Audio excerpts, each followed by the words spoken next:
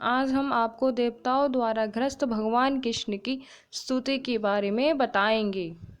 राजा कंस न केवल यदु, भोज तथा अंधक वंशों के राज्यों तथा सूरसेन के राज्यों को अपने अधिकार में कर लिया, अपितु उसने अन्य सभी आसुरी राजाओं से मैत्री भी स्थापित की। उनके नाम है प्रलंब, बक, चाणुंड, तृणावत, अघासुर, मुष्टिक, अरिष्ट, देविद, पूतना, केसी, धेनुक। उस समय जरासंध मगध प्रांत, जो आजकल बिहार राज्य में है, वहाँ का राजा था। इस तरह कूटनीति से कंस ने जरासंध के संरक्षण में उस समय का सबसे शक्तिशाली राज्य सुगठित कर लिया। उसने बाणासुर तथा भौमासुर जैसे राज्यों से भी मैत्री स्थापित कर ली। जब तक कि वह सर्वाधिक प्रबल नहीं बन गया, फिर वह यदुवंश के प्रति, जिसमें कृष्ण को जन्म लेना था, अत्यधिक शत्रुता बरतने लगा।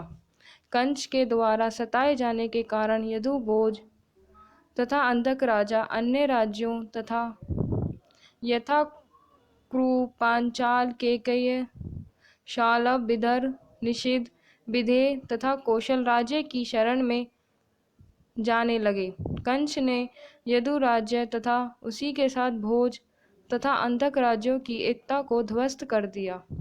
उसने उस समय भारत वर्ष नाम से विख्यात विशाल भूभाग में अपनी स्थिति सुदृढ़ कर ली।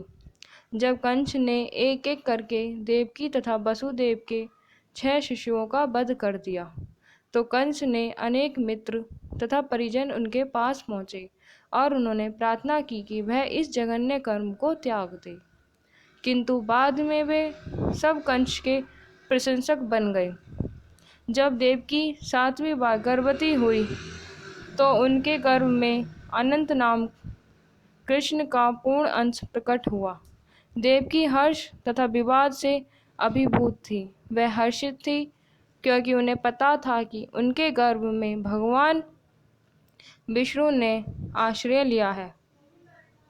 किंतु साथ में वे खिन्न थी कि शिशु के उत्पन्न होते ही कंस उसका वध कर देगा।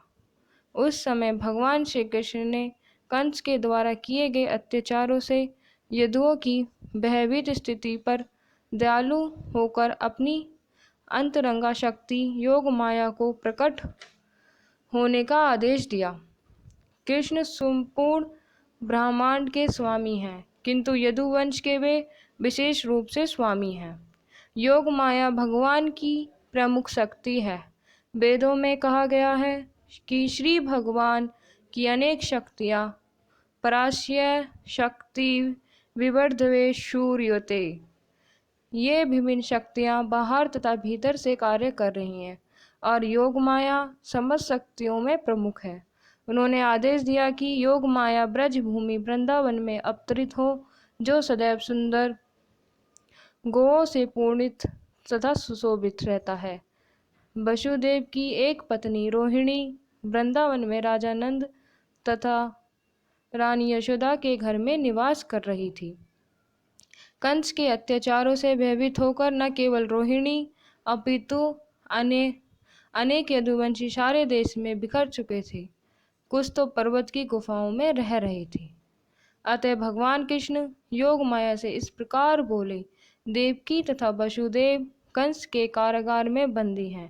इस समय मेरा पूर्ण अंश शेष देवकी के गर्भ में है। तुम शेष को देवकी के गर्भ से रोहिणी के गर्भ में स्थानांतरित कर सकती हो। इस व्यवस्था के बाद मैं अपनी समस्त शक्तियों के सहित स्वयं देवकी के गर्भ में अवतरित होने जा रहा हूँ।